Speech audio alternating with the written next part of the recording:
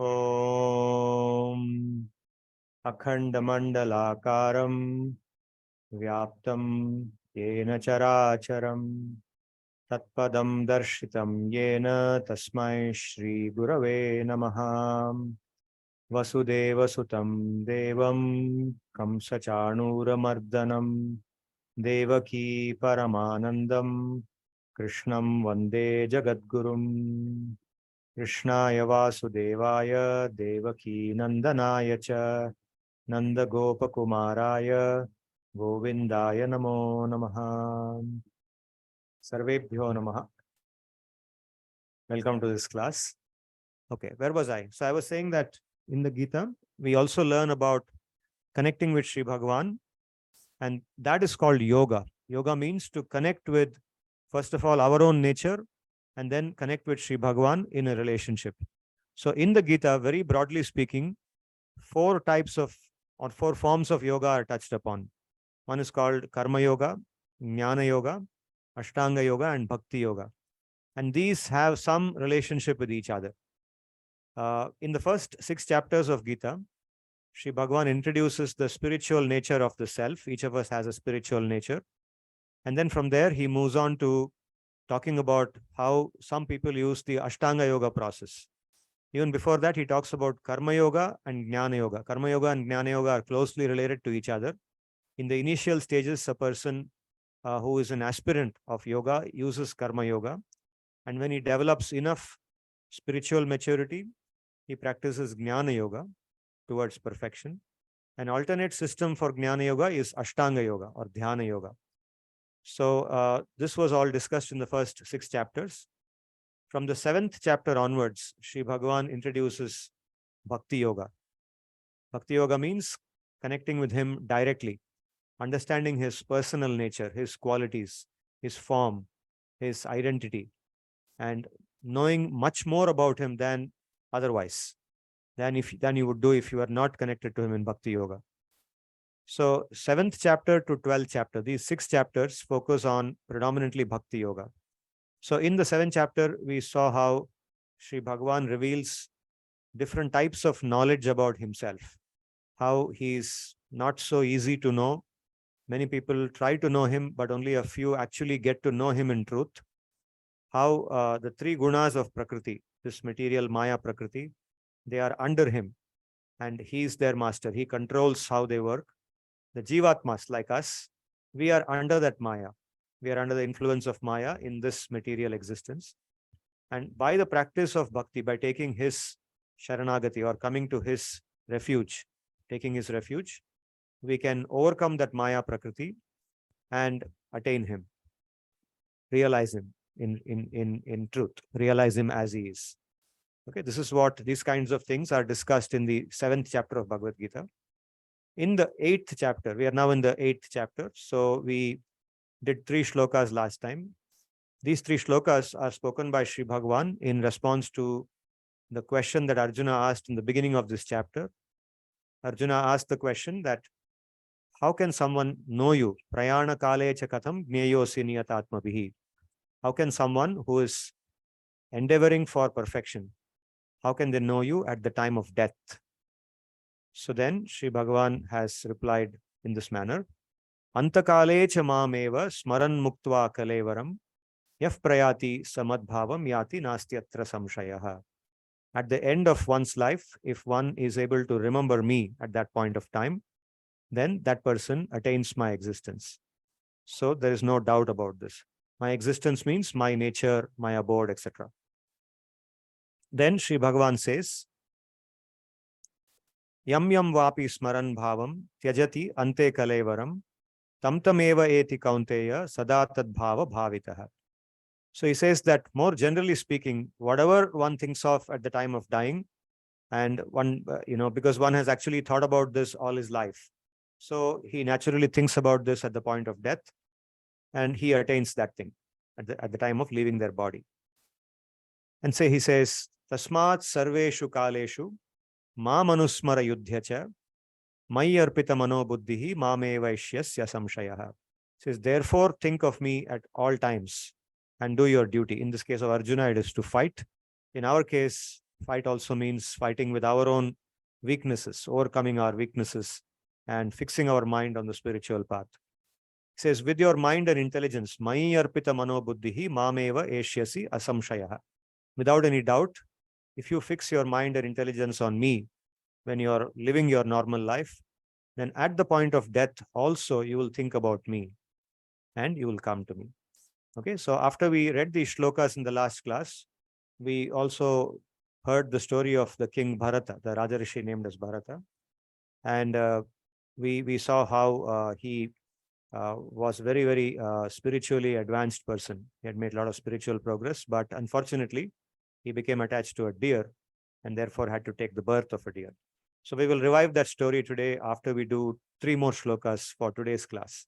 And then we will go back to that story. So today we will first do shlokas number 8, 9, and 10.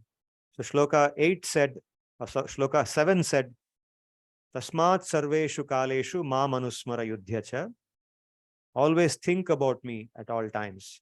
So now, continuing from there, what does Sri Bhagavan say? He says, Abhyasa yoga yuktena chetasa nanyagamina paramam purusham divyam yati parthanu chintayan. So he's giving us now more idea about how to think about him. So he says that with the mind, chetasa, chetas means mind, chetasa means with the mind, Nanyagamina, na anyagamina. Anyagami means one which goes here and there. Na anyagamina means with a mind which does not go here and there. It is fixed, it is focused, it's concentrated. Chetasa nanyagamina. And how does the mind become like that? It says abhyasa yoga yuktena. Abhyasa yoga, by abhyas, by practice. So the mind by itself, by default, is not focused. The mind by default is wandering. It goes here and there. That's its nature. That's the nature of the mind in material, in this samsara, in this bhautika prakriti. So by abhyas, by practice, by deliberate practice, you can make the mind focus. And that's called abhyasa yoga. Abhyasa yoga yuktena chetasa nanyagamina paramam purusham divyam. Paramam purusham.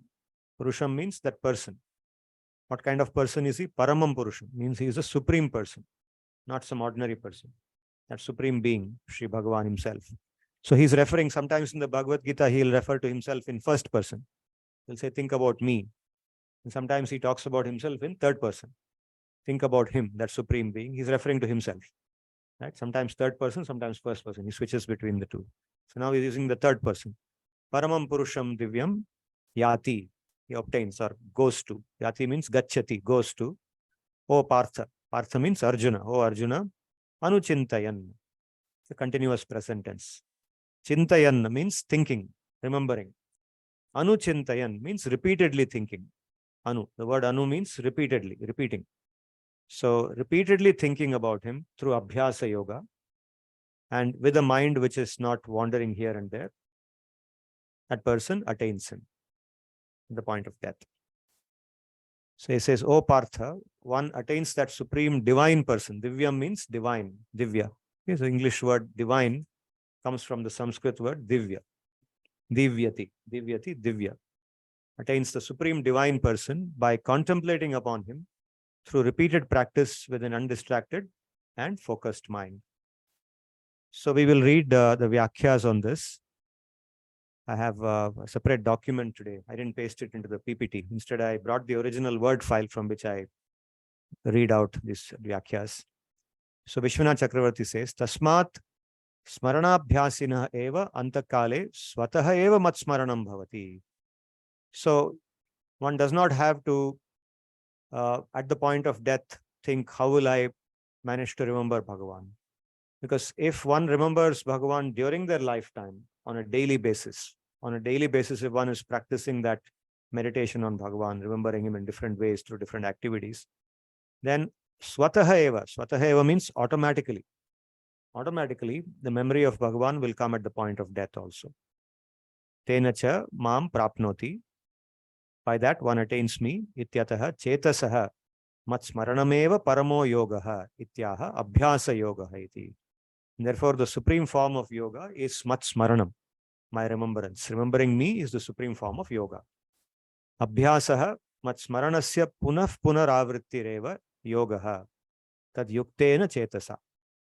So abhyasa means remembering me again and again, and mind which is of that nature, which is trained in that manner. Atayeva, therefore, nanyam vishayam gantum shilam yasyatena. Nanyam vishayam gantum shilam yasyatena means that mind has been trained in such a manner that it is not now capable of going to anything else. It is not interested in going to anything else.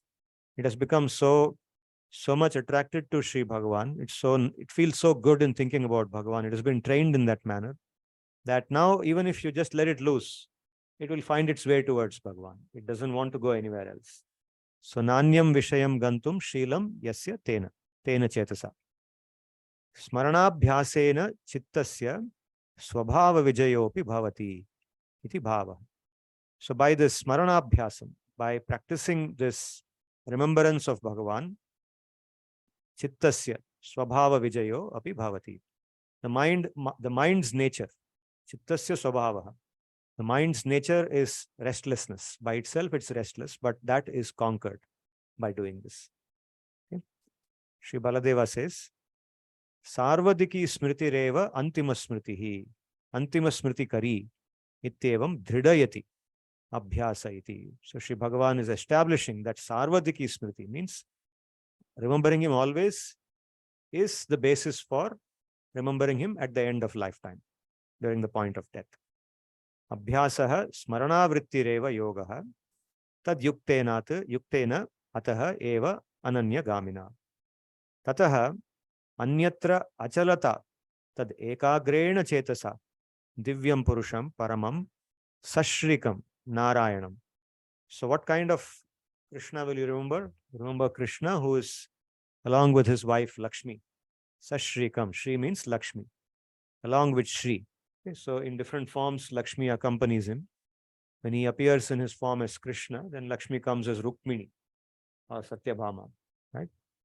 Similarly, when he is Vishnu, then she is known as Mahalakshmi.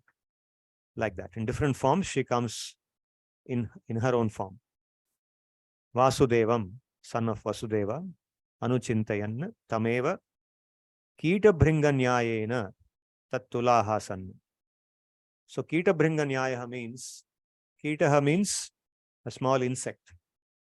Bhringaha means a bee, a bigger insect, bee. So a bee goes and catches an insect. A bee or a wasp catches an insect and probably it's trying to eat or trying to kill that insect for its food.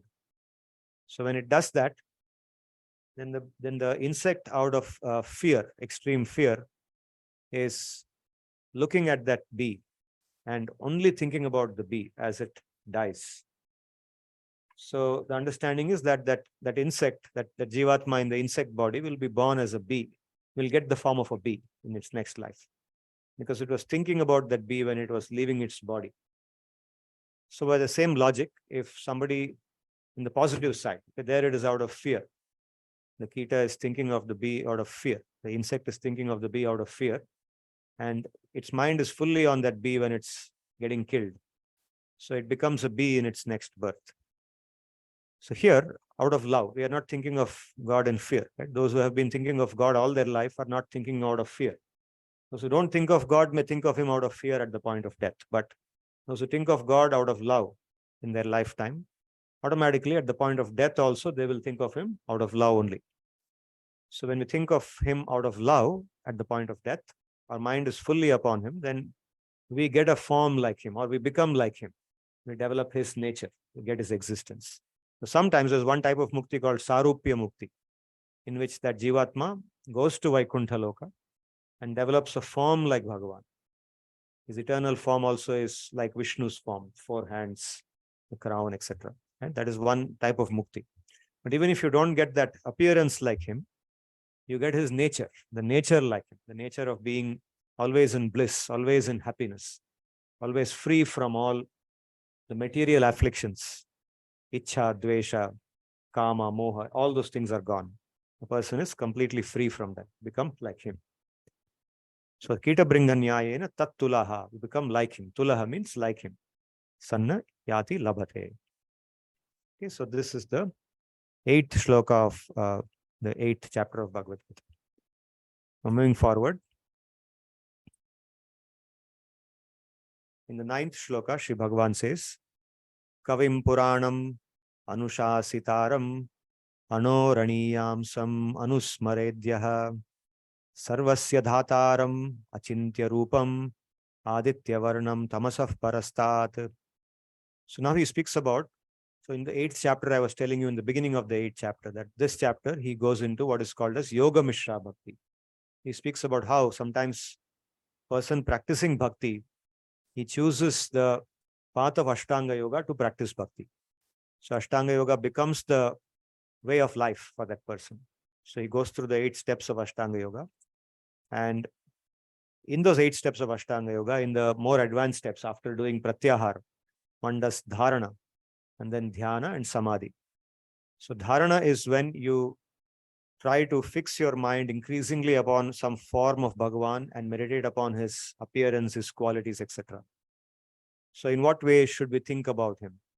So here in the shloka, he describes about that. He says, Kavim, think of Bhagavan as a Kavi. Kavi means Sarvagya, all-knowing. Puranam, Purana means very old. He is older than the oldest.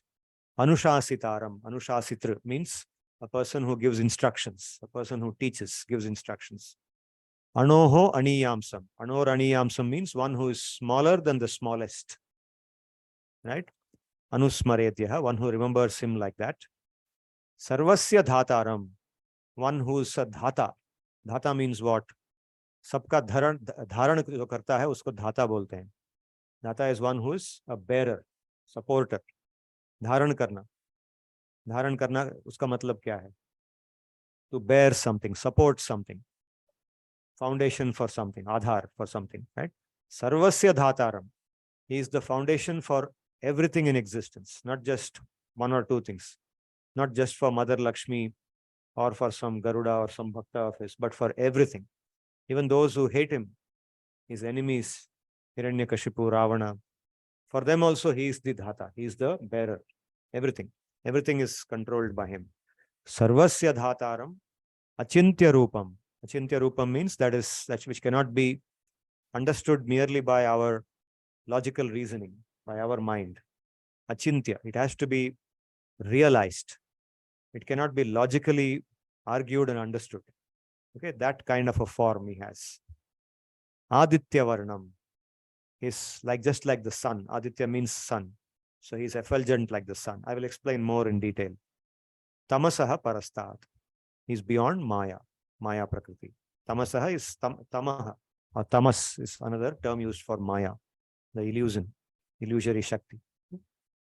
One who repeatedly contemplates on him as the all-knowing one, as the one without a beginning, as the one who directs and instructs, as the smaller than the smallest, as the bearer of everything, as the one whose form is inconceivable through perception or reasoning, and as the one who, luminous like the sun, is above and beyond Maya Prakriti. Now, this shloka is not complete. It is 2 shlokas together make one complete sentence. So this is the first part of that sentence. The second part will come in the next shloka. So before I go there, I'll read the Vyakhya and we'll understand these terms. And then we will go to the 10th shloka. So here, Sri Vishwanatha explains,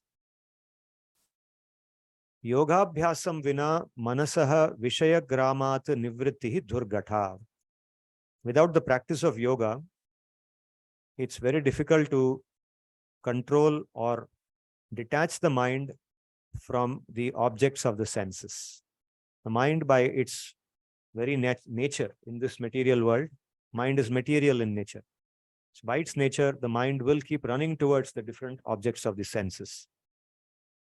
Yaccha vina satatyena bhagavat smaranamapi durgatamiti yuktam. So without continuous practice on a daily basis, satatyam means continuity, repetition, without doing it again and again and again. So just doing it once in a while is not good enough. But continuously, daily, every day, so many times, so many hours. Without that, Bhagavat Smaranam api Durgatam. Even remembering Bhagavan is not easy because the mind by its nature goes to everything else. Kenachit yogabhyasena sahita eva bhakti kriyate iti tam yoga mishram bhaktimaha kavim iti panchabihi. So some people, he says, when they practice bhakti, so we talked about pradhani bhuta bhakti earlier, right? Guni bhuta bhakti, pradhani bhuta bhakti, and kevala bhakti. So in pradhani bhuta bhakti, some people, they want to use Ashtanga yoga. They're attracted to that process of Ashtanga yoga. That looks attractive to them, right? So they go, and that kind of bhakti is called Yoga Mishra Bhakti. They take the shelter of Ashtanga yoga in order to practice their bhakti. And it says Panchabihi, means in 5 shlokas. Now, this is the first of the 5 shlokas. So shloka number 9, shloka number 10, then 11, 12, and 13. So 11, 12, and 13 we will do in the next class. Today I will do 9 and 10. So in these 5 shlokas, Sri Bhagavan is going to talk about Yoga Mishra Bhakti. Kavim, the word Kavi means Sarvagya, all-knowing, one who knows everything. Sarvagyo api anyah sanakadihi sarvakaliko na bhavati. So the word Sarvagya can be applied to many other people also. There are many realized sages like the 4 Kumaras, Sanaka, Sanatana, Sanandana, Sanat Kumara. There are 4 sons of Brahma. They are called the 4 Kumara sons of Brahma, Brahmaputras. So they are also called as Sarvagya. They are also all-knowing. So then what is special about Bhagavan? So he says, okay, that is why he says, even though they are also Sarvagya, they are not Sarvakalika. They did not exist as the 4 Kumaras since infinity, minus infinity. Shri Bhagavan is existing since eternity as Bhagavan. So he says, Ityataha aha Puranam. And that's why he is using the word Puranam, Kavim Puranam. Puranam means he distinguishes himself by saying there are so many others also who can be called as Kavi. But I am not just Kavi, I am also Purana. I existed since beginninglessness. Kavim Puranam, Anadim. Purana means Anadi. I have no beginning. Sarvagyaha Anadirapi Antaryami sa bhaktyupadeshtana bhavati. So somebody can be both Kavi and they can be Anadi. Maybe there is someone else like that who can fulfill both those properties. So there is a third property which not many people else will have, and that is bhaktyupadeshtana bhavati. So he says, Anushasitaram. As the Antaryami, Sri Bhagavan, he directs us towards himself. Anushasita means one who is giving directions, instructions like an internal coach. He's giving us constant direction. If somebody wants to come towards him, he directs us. If somebody has some other desires also, in accordance with their karma, he directs them. So in accordance with the direction that he gives, everybody gets their respective intelligence or confusion, depending on what they have done. So in this particular context, they say that because this is talking about Yoga Mishra Bhakti, is Anushasitaram means he's directing the practitioner in the path of yoga. When somebody comes to that path of bhakti, he gives them the intelligence to come towards him. So that's what the word Anushasita means. Anushasitaram kripaya swabhakti shikshakam Krishna Ramadi Swarupam Ityartha. So he takes different forms like Krishna, Rama, etc. and he gives instructions. Tadrisha kripalurapi su durvigyeya tattvaha eva ityaha anoho sakashadapi aniyamsam. So even though he is very kind in this manner, still he is very difficult to achieve. And therefore he is anoho sakashadapi aniyamsam. He is smaller than the smallest. Then the question comes, if you say that Sri Bhagavan is smaller than the smallest, tarhi sa kim jivahaiva paramanu parimanaha. So the question is, you see, in Nyaya and in Vedanta also, there's something called as parimanam. Parimanam means a measure or size. Okay, so there's a classification, there's an ontological classification of size. Very broadly, there are 3 categories of size. The first category is called paramanu. Paramanu parimanam. Paramanu parimanam means that which is very, very small, smaller than anything else that exists. Very, very small. So the Jivatma is considered to be that in Vedanta. In Nyaya philosophy, the Jivatma also is considered to be Vibhu Parimanam or Mahat Parimanam or Parama Mahat Parimanam. Okay, there are three categories, the third category. But in Vedanta, the Jivatma is considered to be Anu, Paramanu Parimanam. So the question comes, if Bhagavan says, I am Anoho Aniyamsam, I am smaller than the smallest, then are you saying that he is smaller than the Jivatma? So to answer that, he says, Tatraha, Sarvasya Dhataram. No, don't think I am actually more insignificant than the Jivatma. No, I am Sarvasya Dhataram. I am actually the foundation for everything. Sarva Vastu Matra Dharakattvena Sarva Vyapakatvat Param Mahaparimanam Api Ityartha. So simultaneously, even though I am Paramanu Parimanam, I am at the same time also Param Mahat Parimanam. Param Mahaparimanam means I am bigger than the biggest. Smaller than the smallest and at the same time bigger than the biggest. Param Mahaparimanam Api Ityartha. Atayeva Achintya Rupam. Achintya Rupam means that which cannot be understood by logical reasoning. Okay, or it can't be understood by Pratyaksha Praman. So there are different types of Praman in our epistemology, right? So one is called Pratyaksha Praman. That's the most basic Praman. Today, what we learn as modern science is based primarily on Pratyaksha Praman, and second one called Anumana Praman. Anumana Praman is based on Yukti or logical reasoning. Okay, these two are the basis for modern science. But Shastra points out that only by these two you cannot get all knowledge. There are certain forms of knowledge that you can't get only by Pratyaksha Praman and Anumana Praman. So you need Shastra Praman or Shabda Praman. Okay, so therefore he is Achintya Rupam. Achintyam is that which can be understood only through Shastra Praman. Because the Shastra says this, we can know through that. That's the only way to know about it. We cannot logically reason out something that is smaller than the smallest and bigger than the biggest. Is it possible? They seem to be contradictory to each other. Logically, they are contradictory, right? So he brings in a third point also. He says, Purusha Vidhatvena Madhyama Parimanamapi. So the third category of Parimana is Madhyama Parimana. So smallest is Paramanu Parimana, then Madhyama Parimana, then Mahat Param Parimana.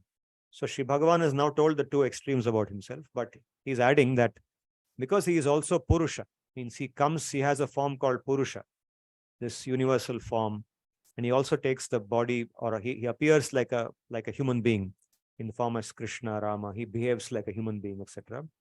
So he displays a form which is like anybody else's material body.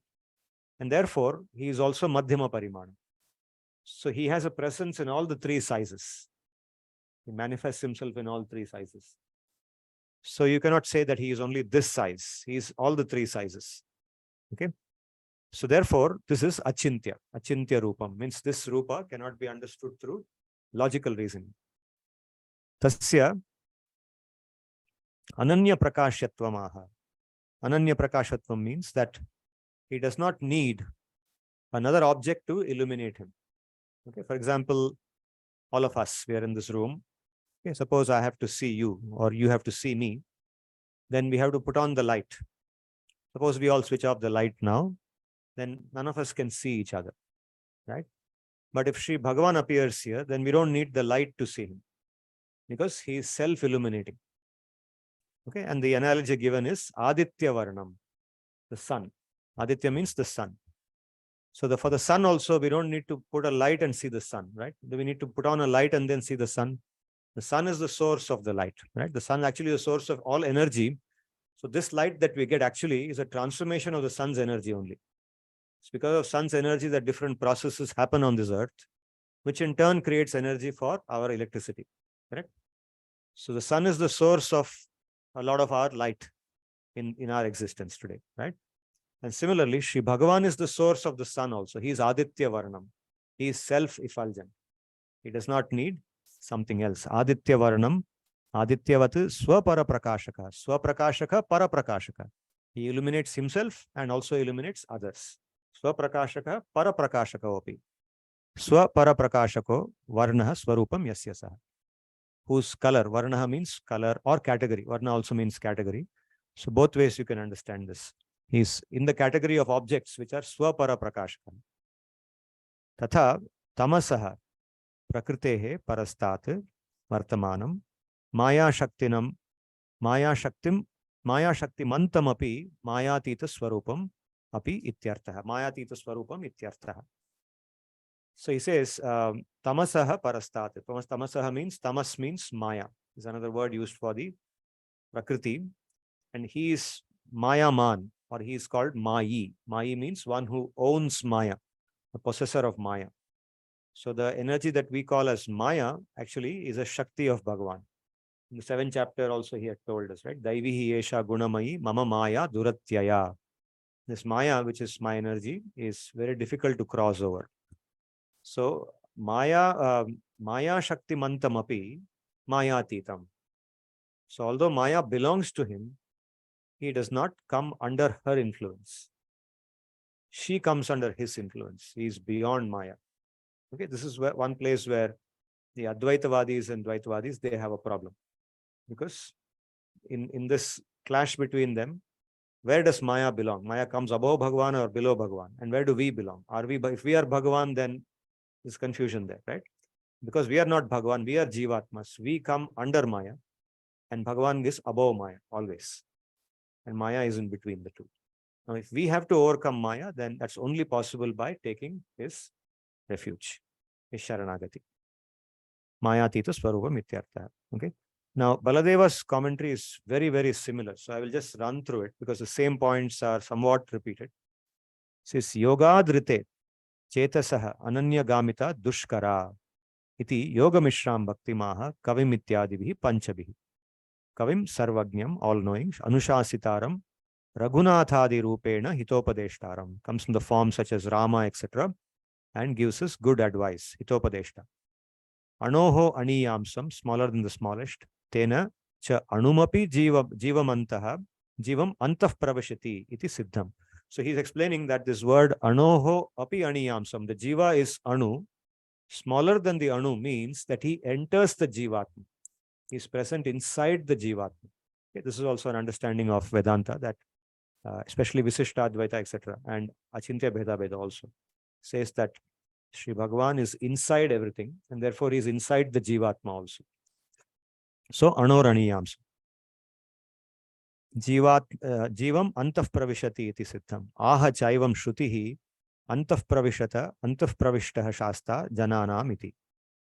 Aniyaso api tasya vyaptimaha sarvasya iti. So even though he is so small, so subtle, okay, he is vyapti sarvasya. He is everywhere. He is vyapta, sarva vyapi. He is spread everywhere. There's nothing without him. There's nothing in existence where he is not present. Kritsnasya jagataha dhataram dharakam. The entire comprehensive universe is supported by him. Nanu katham evam sangachyate. So doubt comes. How is it possible? Tatraha achintya rupam. That is why this is called achintya gyan. This is something that cannot be arrived at by logical reasoning. Avitarkya swarupam. Avitarkyam. It's beyond tarka. Avitarkya swarupam. Ekameva brahma purusha vidhatvena madhyama parimanamapi. Anor aniyamsam iti yuktehe. Paramanu parimanam sarvasya dhataram iti yuktehe param maha parimanam chaiti. So both, the two extremes of parimana, he is both of them. Na atra yuktehe avakashaha. So he is saying, na atra yuktehe avakashaha. There is no opportunity here. Avakashaha means space. Avakashaha eva akasha. Akasha means space. Avakashaha equal to akasha. There is no space for logical reasoning here. With logical reasoning, if you try to understand this, you will realize or you will conclude that it's impossible. So therefore, there is no space for logical reasoning. It's only achintya. Means it has to be understood only through the Shastra. Swaprakashatamaha aditya iti suryavat, like Surya. Swapara prakashakam ityartaha. Maya gandha sparsha, Maya gandha asparsham aha tamasaha iti. He is not touched by Maya. Tamasaha mayayaha parastat sthitham. Mayanamapi mayatitam ityartaha. Is beyond Maya. Etadrisham purusham yo anukshanam smaret. Etadrisham purusham, such a person. Etadrisham means such a person. Etadrisham purusham yaha anukshanam means every kshana, every moment. Anukshanam smaret, remembers, saha tam purusham upaiti. He will attain that person. He will attain that person. Iti parena anvaya. This is attached to the next loka. This parena anvaya means this will continue into the next loka. This is not ending in this shloka, but in the next shloka, he will continue with this. Okay, so what is the next shloka telling us? Next shloka continues from here. Shri Bhagavan says, Prayana kale manasa chalena bhaktya yukto yoga balena chaiva bhruvor madhye pranam aveshya samyak satam param purusham upaiti divyam. Prayana kale. So we have come back to the point of death. Prayana kalam means prayan karne ka samay, time of leaving the body. Prayana kale, manasa, by the mind, achalena manasa, a mind which is unwavering or unshaking. Achalena manasa, bhaktya yuktaha, endowed with bhakti. This is yoga mishra bhakti. Okay, so he's a yogi, sitting in yoga, and he's conquered, he's gone through the stages of dharana, he's done dhyan on Bhagavan, and he's now in the stage of samadhi. And he's now permanently in samadhi. And the body cannot be permanently existing. So the body gets old, it reaches its old age. However healthy your body is, it has to go through old age. Finally, it crumbles, it deteriorates. So the yogi realizes that now the time has come. Okay, so bhaktya yukta, his mind is fully absorbed in bhakti. He's thinking of Bhagavan with bhakti. Bhaktya yukta yoga balena chaiva. So through the practice of Ashtanga yoga, he has managed to conquer different types of processes in the body. So what process he's now talking about is bruvor madhye, bruvoho. In Sanskrit, the word bruhu. Bruhu means what in English means bro, eyebrow. Right? The word English word eyebrow probably comes from the Sanskrit word bruhu. Very similar. Right? Bru. So bruvor madhye, in between the two eyebrows, bruvor madhye. So what should you do between the eyebrows? Pranam aveshya samyak. Pranam aveshya samyak. The prana, the 5 pranas we have, 5 major pranas and the 5 upapranas. So those pranas are all brought up to that point by the practice of yoga. So in pranayama, when we do pranayama, which is one of the early stages of yoga, we control the movement of this breath, and through the control of breath, we control the prana shakti. Prana is not just identical with our air, the air we breathe in and out. It is more subtle than that. So, but through the control of breath, we develop control over the prana shakti. And it is perfected to an extent that we can move it at our will to where we want it. So the science of yoga explains in detail the different chakras in the body. And this is called the Ajna chakra, right? So it's moved to the point called the Ajna chakra and placed there. The pranas are brought there. Okay? So how that happens, only somebody who has done that process will know. Only by doing it, you understand how it is done. So we can theoretically talk about it, but we can't feel it. At least we know that something happens and he brings the prana to that point. Pranam aveshya samyak means perfectly. Perfectly brings the prana to that point, and then he leaves the body. At that point of time, says Sa tam param purusham upaiti divyam. And he goes to the supreme abode. Okay, so he's saying, and at that time, the time of leaving the body, situates the vital energies, the pranas, perfectly between the eyebrows with an unshaking mind, endowed with bhakti, and strengthened by the practice of Ashtanga Yoga, attains that supreme divine person. Okay, so again, Sri Bhagavan is speaking about himself in third person. These commentaries or this Vyakhya is not very long. Says, Vishwanatha says, Prayana kale, anta kale, achalena nischalena manasa, ya satatas smaranamayi bhaktihi taya yuktaha. So what kind of bhakti? Satata smaranamayi bhakti. Not bhakti done once in a while, but continuously performed bhakti. A person who is always in bhakti, state of bhakti. Katham manasaha naischalyam. Ata aha yogasya yogabhyasasya balena. Yogabhyasasya balena naischalyam. That naischalyam, nischalata of the mind, mind's firmness or focused state of the mind is because of yogabhyas. Yoga prakaram darshayati bhruvor madhye agya chakra. That's called agya chakra. So in that agya chakra, you have to concentrate, you bring up all the pranas and store them or hold the prana in that place. Yo janaha bhaktya paramatma premna. Paramatma premna means bhakti is the process of prema. There is a loving relationship with Bhagavan. It's not transactional relationship, right? Transactional is when you think of Bhagavan as just a supplier, like we do in business. No, we have a supply chain. We think of supplier. Place an order, supplier will send it. You pay the money. You negotiate the price. You negotiate the credit terms.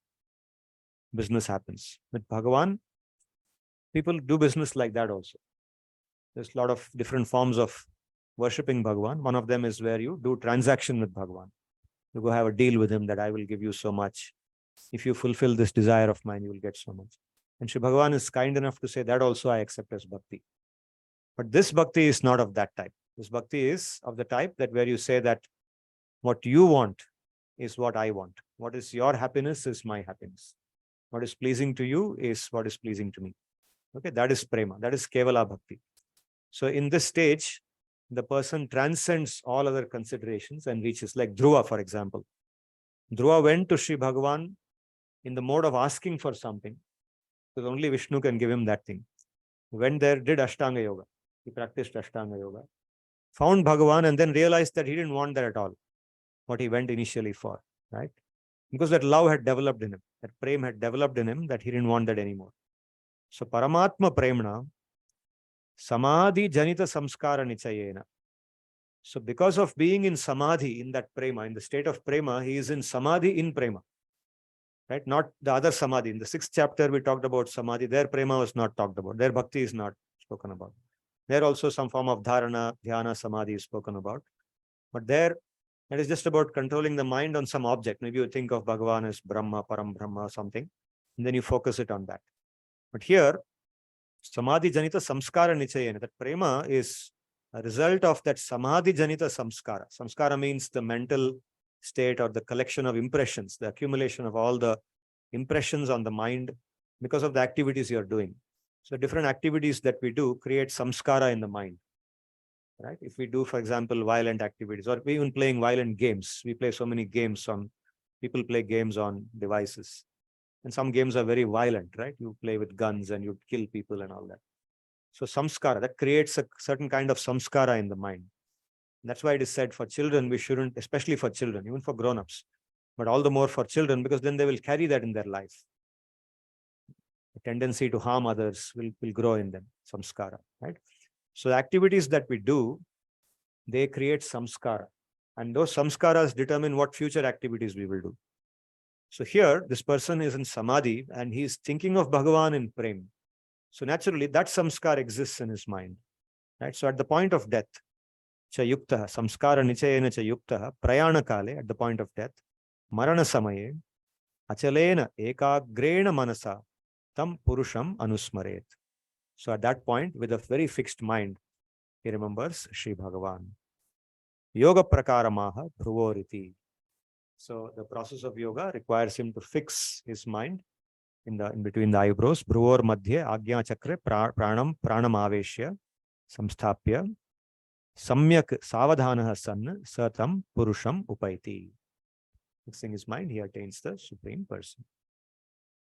So up to the 10th shloka we have done today, but I thought we will spend some time with the story of Bharata. We'll go forward in that story. It's a long story. So we'll do some more portion of the story today. And then we will do the remaining 3 shlokas in the next class, which also is a continuation of what happens in the process of Ashtanga Yoga and Bhakti. Bhakti practiced with the help of Ashtanga Yoga. So to quickly recap what we learned in the last class in the story of Bharata. Bharata is a great king and he is extremely spiritually capable. He's not an ordinary person. The son of an avatar of Vishnu called as Rishabhadeva. So he lives his life in bhakti. He's all the time thinking of Bhagavan. He's so spiritually elevated. He explained in the 14th chapter of the Panchamaskanda of Bhagavatam that when he had to leave the kingdom, when he decided to hand over the kingdom to his wife and children and leave and go to the forest, he had developed so much detachment, or you can say so much attachment to Bhagavan, that he left the kingdom as easily as one would leave their stool after they pass stool in the toilet. Okay, so once someone passes stool in the toilet, how much pain does that person feel in leaving it there and going away? Someone feel that, okay, I'm leaving something very precious. It came out of my body. How can I leave it and go? Should I save it somewhere and keep it? Anyone think like that? No. No one thinks. Even the poorest person doesn't think like that. Even the person who doesn't have anything with him will not think about his stool in that manner. He may think about something else in that manner, except his urine and stool. Right? Those two things he will not think about in that manner. Because even he will leave that thing very easily. He will want to get rid of it, actually. Not only leave it, but wants to get rid of it. So it is said that in the 14th chapter, Shukadeva Goswami replies, he tells Parikshit that Bharata was so spiritually elevated and so much attached to Bhagavan that he left his kingdom with as much ease as one leaves their stool and urine after they pass it. But the same person who left the kingdom, such big riches so easily, after he goes to the forest, he becomes attached to a deer, a small, helpless deer. Okay, so see the contrast. Big kingdom, so many elephants, horses, children, wife, wealth, citizens, everything so dear to him. Left everything, and one small deer became his object of attraction. That is the contrast this story provides. And he becomes attached to this deer. This deer is called in Sanskrit as Krishna Mriga. Okay, in English, it's called as the black buck. So this deer becomes his object of love, and it becomes so dear to him that at the point of death, Tadanimapi parshvavartinam atmajamiva anushochantam abhivikshamano mrigaha eva abhiniveshita manaha visrijya lokamimam saha mrigena kalevaram mritam anu na mritajanma anusmritihi mritajanma anusmritihi itaravat mrigashariyam avapa. It's a very beautiful anucheda. This is not a shloka. This is called a gadya. Gadya means prose. In Sanskrit, padya means poetry and gadya means prose. So this is written in prose format. It says, Tadanimapi, even at that point of time, he could not bring his mind back to Bhagavan. Even though all his life he had thought of Bhagavan, until the deer came into his life. And just that short span of his life, very, very small percentage of his total lifetime was that deer's presence in his life. But that was enough to put everything else aside and make him think of that deer. And even at that point of time, he could not bring the memory back to Bhagavan.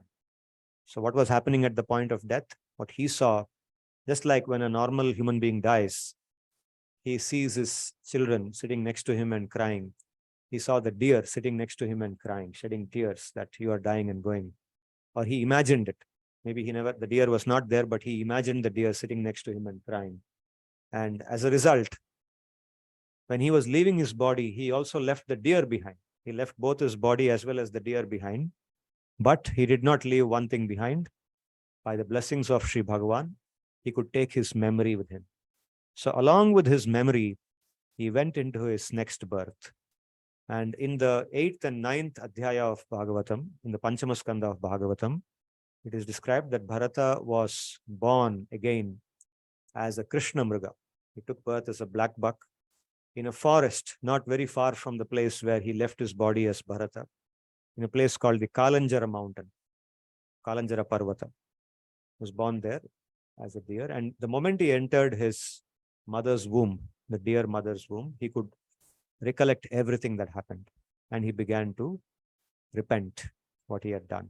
He began to repent his mistake. So that repentance begins from that time in his life. And he knows that he cannot do anything about it now, because he is such a knowledgeable person. He understands what has happened. He doesn't have to be taught that this is the mistake you made. He can realize the mistake. He's so knowledgeable. So he takes birth as a deer on the Kalanjara mountain. And he returns because he is fully a jnani. He's not an ordinary deer. He's actually a jnani Mahatma. He's a bhakta. So at a very young age, he leaves his mother deer, right, in the Kalanjara mountain itself. And he returns back to the place where he performed tapasya as Bharata, to the same place called Pulastya Pulaha Ashrama. Okay, I spoke about this in the last class. That's a very holy place where he had gone as the king Bharata, and he had built a kuti and he was taking bath in the Gandaki river. So he returns to the same place where he lived, and where there are a lot of other sages also doing tapasya. So he wants to spend his life as a deer in their company so that he can never forget Bhagavan again. He makes a vow that I will never forget Bhagavan again, whatever happens. So he spends his life there in complete remembrance of Bhagavan. And when the life comes to an end, he knows that I'm now going to leave the deer's body. I've grown old as a deer. He sits in the Gandaki river. He partially submerges his body, and thinking of Sri Bhagavan, he leaves his body. Okay. Now, you asked me in the last class, Rakshit, whether somebody needs to take a human birth to be able to attain Bhagavan. Can somebody in an animal body remembering Bhagavan attain him? The answer is yes, he can attain him if Sri Bhagavan wants that. Because ultimately, whether we go to Bhagavan or not is decided by him. It's he who picks us up from here. It's his karuna by which we go there. So if he has alternative plans for us, then he again gives us a human birth or whatever birth he wants to give us. So by the kripa of Bhagavan, Bharata is born again in this material existence. But once again, in that birth, he is given his full memory of both the previous births. His birth as the great Rajarishi Bharata and his birth as a deer in between. So in this third birth, he is born in the family of a Brahmana, a very, very dharmika Brahmana, not an ordinary Brahmana, but a very dharmika Brahmana who has two wives. Okay, he's born in some other place, not near to this Pulastya Pulaha ashrama, but some other place, somewhere else in India, modern day India.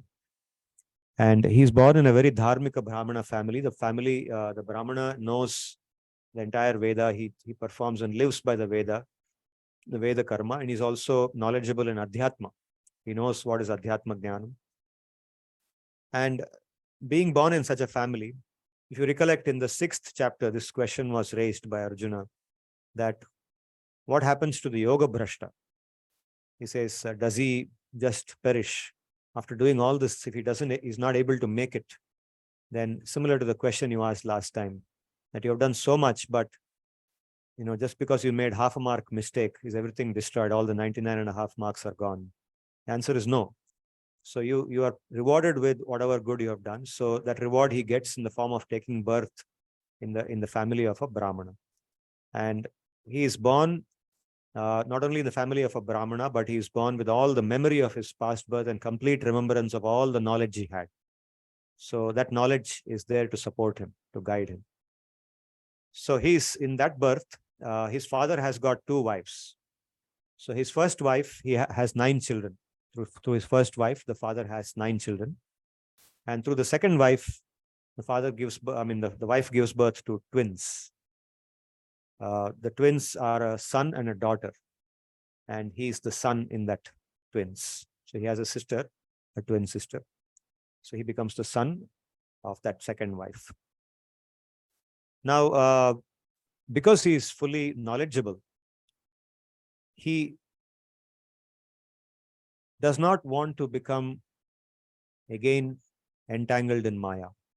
Does not want to get caught in Maya again. He doesn't want to develop an attachment to anybody. He remembers all the things that have happened. So he's very, very cautious. But he's born in a very, very loving family. His father, his brothers, his sister, his mothers, they're all very affectionate towards him. So he doesn't want to get caught in that affection. He doesn't want them to make him very dear to them. So very cleverly, what he does is he starts pretending to be a very dumb person. Okay? He pretends that he is very dumb. A Brahmana is not supposed to be dumb, right? A Brahmana is meant to be very intelligent, very sharp, very witty, very knowledgeable. He's meant to learn the Veda. He's meant to guide others, teach others how to follow dharma. So he's supposed to be a teacher for the others. So a Brahmana is normally highly respected in society if he has all these qualities. But Jada Bharata does not want to be respected in society. He doesn't want to be anybody's teacher. He just wants to attain Bhagavan in that life. He remembers all the things that have happened in the past. So what he does is he behaves in a way that nobody will respect him. Nobody will come towards him. Nobody will want to associate with him. Okay, so he behaves as if he is very dull, mentally retarded. So he is named as Jada Bharata. At least in the Bhagavatam, I don't know whether they also named him like that. His brothers named him like that. But in the Bhagavatam, he is referred to as Jada Bharata. Jada means what? Jada means murka. Jada actually means inert, inert matter. This material energy is called Jada Vastu. It doesn't have consciousness, right? Material nature or matter has no consciousness. It's called Jada Vastu. So Jada means that which is tamasic, very dark, very dull. So his dullness, his behavior, his retarded behavior earns him the title of Jada Bharata. So internally, he is fully realized. He is more realized than anybody else in that place. But externally, he behaves as if he is the dullest and the dumbest person around. Okay. So he carries himself around like that. So when he is a small child, of course, nobody realizes that because small children anyway behave like that. Right. So if I'm looking at a small child's behavior, you can't say whether it's dumb or intelligent when it's very small. But when he reaches a certain age, let's say the age of 5 or 6 years, his father, as a dutiful Brahmana, starts teaching him, just like he has taught his other sons. He starts teaching him the Veda, Sandhya Vandana, so many different things he starts teaching him. But this boy, he deliberately behaves as if he doesn't understand anything. Nothing goes inside his head. So whatever his father tells him, he does the opposite. His father teaches him something, he does exactly what his father will not like him to do. So his father feels very compassionate. So his father, after some time, concludes that this boy is very dull, but what can I do? He's my son, I have to teach him. So his father tries very hard. He tells his brothers, his other sons also, that please help him to learn. They're all intelligent people. Other brothers are all very intelligent, very kind, they're just like their father. So they try to help him, but they can't do anything. So eventually one day, the father is old and he dies. The father dies. So after the father dies, the brothers, they also try to give him something. They try to help him, but he doesn't learn. So they give him some menial tasks. They ask him to carry the water. He does that in some way. They ask him to take care of the fields. So he goes and sits in the field and doesn't do anything. He just sits there. Okay, internally, he is fully realized. He's always thinking of Bhagavan like a sage. But externally, he has to behave like a dumb person. That's his agenda, right? So he behaves like that. So the story goes that one day, one fine day, there is a gang of dacoits. There's a gang of dacoits roaming around in that area. Okay, dacoits were always present in India. Even now they are present. Okay, so these dacoits, some of them, even today this kind of thing happens, that they sacrifice human beings to goddess Kali. Mother Kali, some people believe you should sacrifice animals because Mother Kali likes the blood of animals. That's a belief that some people have. So they sacrifice goats, they sacrifice chicken, right? Birds, different types of birds or animals. But sometimes they even sacrifice human beings. They catch hold of a human being and sacrifice a human being to Mother Kali, thinking that that will please her and they will get what they want from her. They want different types of powers. After all, they're dacoits. What do they want? They want more power. They want to be able to do their dacoity well. So they want power for that. So they worship Kali. Yeah, they're very tamasic people, very, very tamasic. So they have caught hold of a human being, a bali. They have caught hold of a bali, a human bali. One healthy person has been caught somewhere. And they are preparing him to take him towards that place in the forest where they sacrifice to Kali. But somehow, due to their inadvertence, the person they have caught escapes and goes away. So now they have to find another person. Okay. So they are searching. So the king of the dacoits, he sends his followers. He says, go find somebody who is strong like that fellow and bring him. So they search and they find Jada Bharata. He's sitting there in the field. It's now late in the night. So his brothers have told him that please be there in the night, because in the night certain types of animals come and they destroy the crops. So keep the stick with you and be there. If any animal comes, you drive it away. So he's sitting there quietly. He's very happy that he has been asked to do this job, because he wants to stay away from people as much as he can.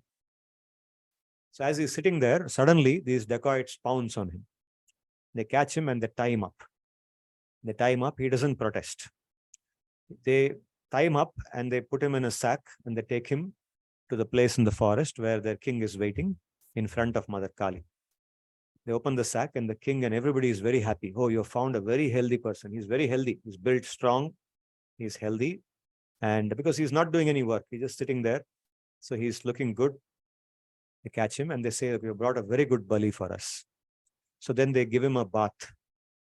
And then they dress him up in good clothes. Because you are going to make an offering to a deity, then you have to offer it properly. Just like we offer food to, say, Sri Bhagavan, we take a very clean plate, we take clean food, put tulasi and offer it. They're offering this bali, they clean him up, and then they give him bath, they decorate his body, they make him wear good garlands, flower garlands. It looks very attractive. And then they take him there. And then they start chanting the mantras and beating the drums. There are many, many drums in the beaten to worship Kali. So those drums, that excites them also. And they chant mantras, the mantras by which the killing happens. So when the mantras are chanted, they are going to kill him. So as they're chanting the mantras, the person who's in charge of the execution, he raises the sword. And he's about to drop the sword on the head of Jadabharata. At that point, Mother Kali, the Bhagavatam describes this. Mother Kali, who is watching all this, she is unable to bear it. She sees that a great Mahatma, a Bhakta of Vishnu, has been caught by the lowest of low people, low-class people. And they have brought him here and they are treating him in this manner. So she is unable to take that pain. So she comes out of that murti, that Vigraha of Kali standing there. She's standing there with all her arms and her teeth, her tongue outside. So she's unable to bear that pain of Bhakta being treated in this manner. So she comes out and she catches hold of that fellow with the sword. She snatches the sword from his hand and she chops off the heads of all the people, the dacoit king and all the dacoits, and she drinks their blood. Bhagavatam describes this. I'm telling you exactly what the Bhagavatam describes. It's not my story. She drinks their blood and she dances there that whole night. Okay, Mother Kali behaves in this manner.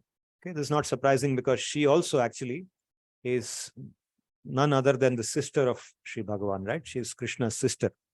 Subhadra, Durga, Kali, they are all different forms of the same Shakti, Sri Bhagavan Shakti. So when she does this, the dacoits are gone. Jadabharata all this time was not affected at all because he is completely in his samadhi. He is fully, his mind is on Bhagavan. If they had chopped off his neck, probably he would have been also happy because in one sense his life is over and he will go to the lotus feet of Bhagavan, right? So he's not bothered with what's happening. But now this happens and Kali also finishes her job.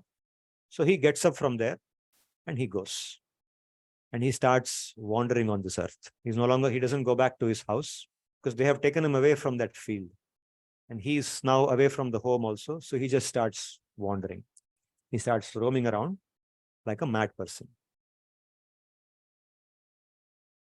So what happens after that? Where does he go and what happens? There's a very interesting story after this, which I will continue in the next class. To be continued. Okay. Remember 2 different episodes we used to stop like that. Yes. 1990s.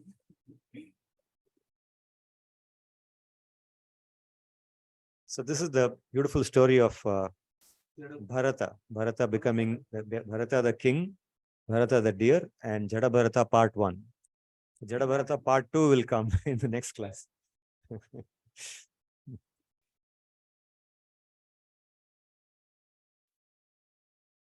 Any questions do you have on what we discussed? Today's class also has gone quite long. But these are important parts of the Bhagavad-Gita and Bhagavatam. The Gita should be understood in conjunction with the Bhagavatam. And that is the reason why I'm bringing Bhagavata Katha into Bhagavad-Gita, because the topics are very closely interrelated. Steps of the Ashtanga Yoga of the as against the ones discussed in chapter 6. Not the steps, but the object of meditation, the goal. Chapter 6 is also Ashtanga Yoga. Is Ashtanga Yoga, but it's more general there. There, he doesn't emphasize on bhakti as the focus of that Ashtanga Yoga. He's talking about Ashtanga Yoga towards mukti in general. Of course, like I told you, unless bhakti is performed, there is no mukti. Mukti is possible only when there is bhakti. But that bhakti may not be pradhani bhuta bhakti. Even with guni bhuta bhakti, because bhakti is present, jnana with guni bhuta bhakti also can give mukti. And bhakti element helps one to attain sayujya mukti, a very basic form of mukti. So in the 6th chapter, it is more of that type of Ashtanga Yoga that's spoken about. And that is why at the end of the 6th chapter, he introduces bhakti. Yoginam api sarvesham madgatena antaratmana shraddhavan bhajate yo mam sa me yukta tamo mataha. You read the last shloka of the 6th chapter, the 47th shloka. There he introduces bhakti. Until then, he's not speaking so much about bhakti. He just says, think about me, connect with me in a very indirect manner. So here he talks about Ashtanga Yoga in conjunction with bhakti as the means through which bhakti is performed, as the way of life through which bhakti is performed. Yeah, it was just it was the it was the means to mukti. Where mukti was spoken as the goal. Where bhakti was not pradhani bhuta bhakti in the 6th chapter. It was not in the 6th chapter. Now it is in the 8th chapter. It is not Kevala Bhakti as yet. Yeah. Kevala Bhakti will be spoken about in the 14th shloka of the 8th chapter. I'll come to that.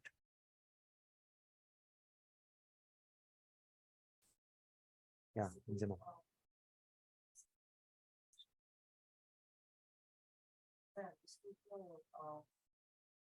The final details that we shared, but the overall picture, I did not build out of these three shlokas that we spoke about today.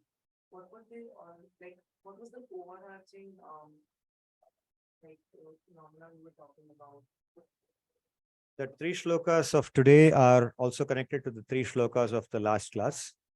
And together, the 6 shlokas, last class and today's 3 shlokas. And also, I would say the next class's 3 shlokas. The overarching theme of these shlokas is to be able to think Bhagavan at the point of death. If we have to attain Bhagavan in our next life, then we should be able to think of Bhagavan when we leave our body in this life. And if we have to be able to think of Bhagavan at the time of leaving the body, we should be able to think of him when we are living in this body, in our normal life. If we are able to think of him when we are living, then we will be able to naturally think of him at the point of death. And if we think of him at the point of death, we will be able to attain him after death. We will not take a material body again. We will not have to take a birth like this again. We'll be able to enter into our eternal existence. So in the today's 3 shlokas, in the first shloka, it was just talking about thinking about him repeatedly, continuously. And the next 2 shlokas talked about how to think about him and how to fix our mind upon him in the process of yoga, Ashtanga Yoga. So if somebody has adopted the process of Ashtanga Yoga, we have not done that, but somebody who has done that should then try to, think about him as the person who is smaller than the smallest, older than the oldest, as all-knowing person, Kavi, as somebody who is the bearer or the foundation for everything. So how to think about Bhagavan? So he's not merely saying think about me, he's also telling how to think about him, in what way we should think about him, what are his qualities, what is his nature, etc.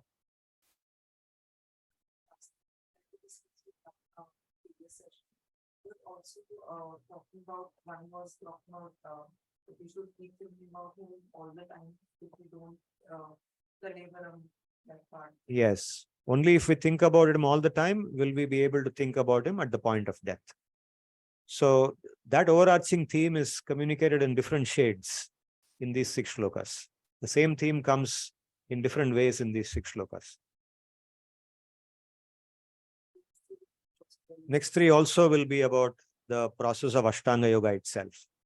How one should control the mind, withdraw the mind from the sense objects, etc. It will go along the same lines. So I will also do those shlokas and then continue with the story of Jadabharata also in that. Because Jadabharata's life And these 9 or 10 shlokas are very closely, sort of reverberating with each other. Yes.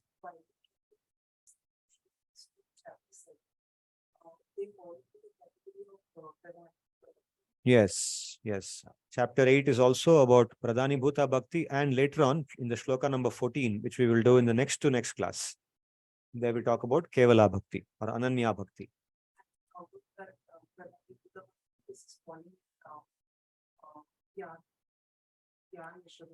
This is Yoga Mishra Bhakti. Today what we are doing is called Yoga Mishra Bhakti. Yeah. In Jnana Mishra Bhakti, the difference between Jnana Mishra Bhakti and Yoga Mishra Bhakti is that in Jnana Mishra Bhakti, we take the shelter of the process of Jnana Yoga and perform Bhakti. Bhakti is predominant, but as we do Bhakti, what is Jnana Yoga? Jnana Yoga is the process which takes shelter of Jnanam. What Jnanam?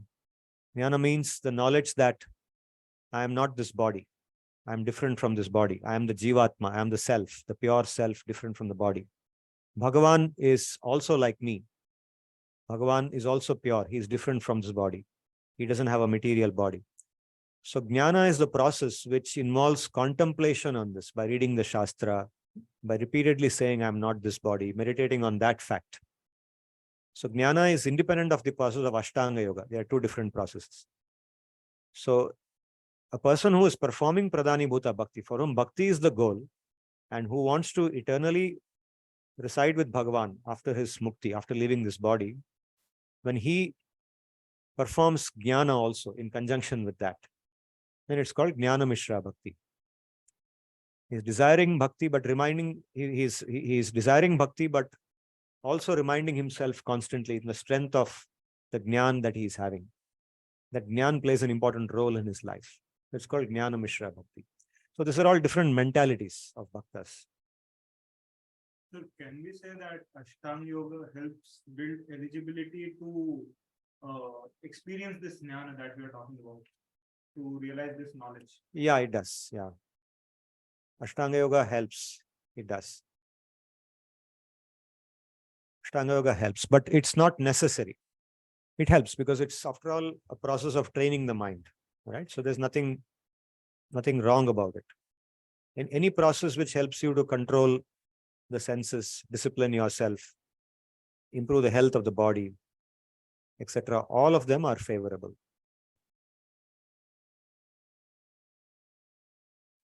Why does Bhagavan describes himself as the contrasting one, the smaller than the smallest and the bigger than the biggest? What does he want to signify with this? Telling about himself in a contrasting way. Look, actually, we have been hearing these terms from many things. Yeah.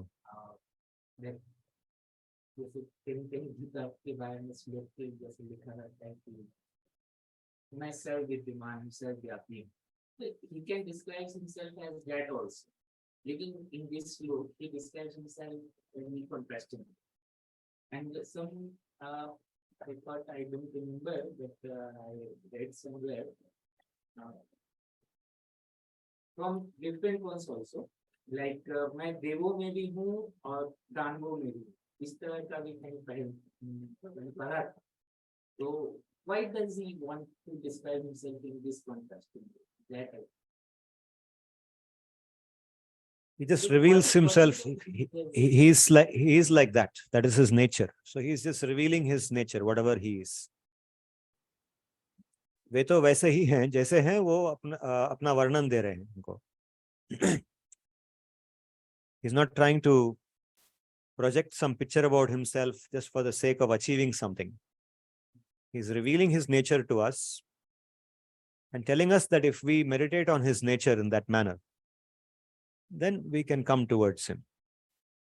The more we are able to think about him in that manner, we are able to attain him eventually. So that way, if we think that he is on this side also, that side also, up above, no, all the above also and all the down also, then the mind will try to fluctuate all the more.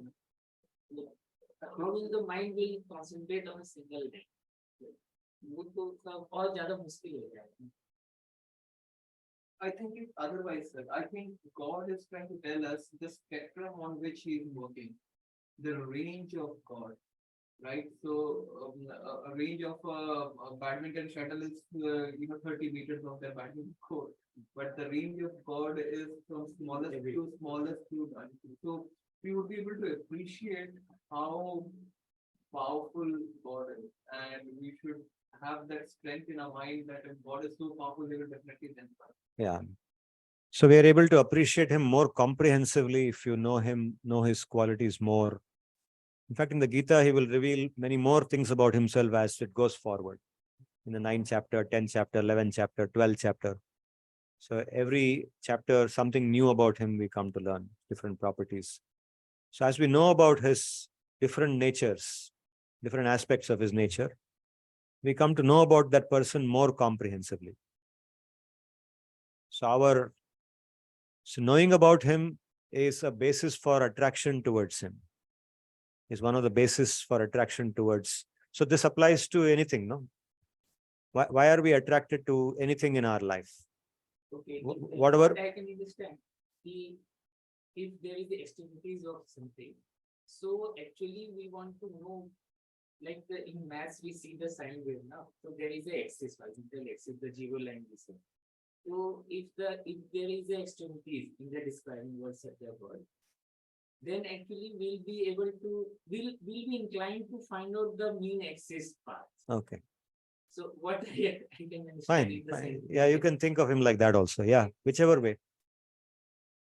Property that you say, It- that the bhakta never feels that he or she has known enough, Yeah. that property. Yes. uh, Akanksha. Yeah. Akanksha, the eagerness to know more about him. Yeah. So knowing about him is a way to, or is the means by which we develop attraction towards him. Like we develop attraction to anything else also. So when you know more about something, then you feel that, yeah, this is something fascinating or this is something wonderful. The person that you want to know, he is very kind. At the same time, he's very strict. At the same time, he's very austere. He's not a loose person. He's very calm. He's very controlled. He's very kind. He's very everything. So you know so many qualities about him, then you are attracted to him. So Shri Bhagavan is revealing about himself. He's not saying those contrasting qualities for any particular purpose. He wants to let us know that he is like that, with the hope that we will then be able to think about him better. So thinking about him does not mean thinking about just one particular form in that sense. Just like when you think about some person, like in the last class also I was explaining, when we think about a person, we don't just think about that person's appearance. We think about that person's nature. We think about that person's goodness, that person's discipline. Yeah. And those things we like about the person, right? So thinking about Bhagavan also is like that. When we know about his different qualities, his different aspects, then our liking becomes even more firm. It becomes even more. Box of God. They remember it in any list. Yes. Yes. It need not be only He wants us to develop a area of wholesomeness. wholesomeness, comprehensiveness. He wants to signify this extremity, signifying pervasiveness. That is all pervasive. He's in this and he's in that. So this pervasiveness will be. Yes. That we don't differentiate that if we are helping the poor or if we are helping the needy, that's different. Yes. Maybe we are doing anything and everything is a service to Bhagavan. Yes. Yes. If it is done with that intention. I want one thing. Actually, I experienced this Sudarshan Kriya today, 5 to 6 p.m. from one of the GMP teachers. She's a student of GMP, but she's an AOL teacher, autoplay teacher. So at the end of the session, there's this 5-minute discussion that we are doing here for one and a half hour. So there's this 5-minute discussion, and that also she said the same thing that you just said now. She said that what is love? it has to be different from the qualities of the person that you're loving. So it has nothing, it doesn't have to come from the qualities of the object that we are in love with. So maybe Sri Bhagavan is trying to inculcate that kind of characteristic in us, that we don't have to love him because of the qualities of him. That qualities all pervasive. It is on a very big spectrum, that quality, that he is a minute and he is a giant. Okay. So that love has should be indifferent from the quality. That love has to just be with the wholesomeness maybe. Yeah. And the ever existing truths that we know from the Shastras, that what he is. And not Yeah. specifically that he is one specific quality, that is why we love him. Yes. Yeah. And the best form of love or attraction comes naturally, even without knowing a lot about the person. You are naturally attracted to the person because you see something in that person which is extraordinary. For example, his seva bhav. The purest form of attraction is based on seva bhav, the mentality of ananya bhakti. That is where you say that I want to give happiness to that person regardless of what I get in return. Even if I am suffering, it's okay, but that person should be happy. So that form of attraction is the highest form of attraction. And this is a very And that is not based on logic. It's not based on logic. It's based on pure attraction. Yeah. and this word she used just want to write on that. And Sure. what's the- so No, this- please. Yeah. Kinship. It has to come not from the qualities of the object we're loving, it has to come from the kinship that we feel for the object. And she very beautifully explained the meaning of kinship, was exactly what Sir is saying, that belongingness. Kinship means belongingness. So we somehow have to feel that Bhagwan, Sri Bhagwan belongs to us. And we belong to him. Yes. There is no reason why he belongs to us, and there is no reason why we belong to him. Yeah.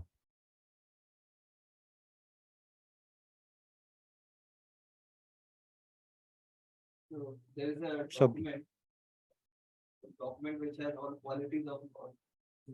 I mentioned it, so you could read that document. You can open the floor and. Yeah. Yes, I- Those are online. Do you have any questions? They're almost at the end of the class. No, today. no questions.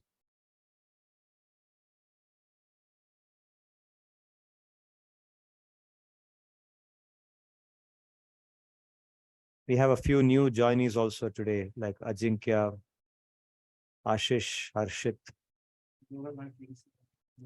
Ashish, Harshit, and Nitesh. Okay. One gentleman will also come. Your classmates, BM. Hmm. Those are my friends from childhood. Okay. Okay. They are not here in Jamshedpur. Okay. So BMI will come. The person who is sitting. What is his name? Yeah. Good. No one has any online questions, so then we can close for today. Okay. Good.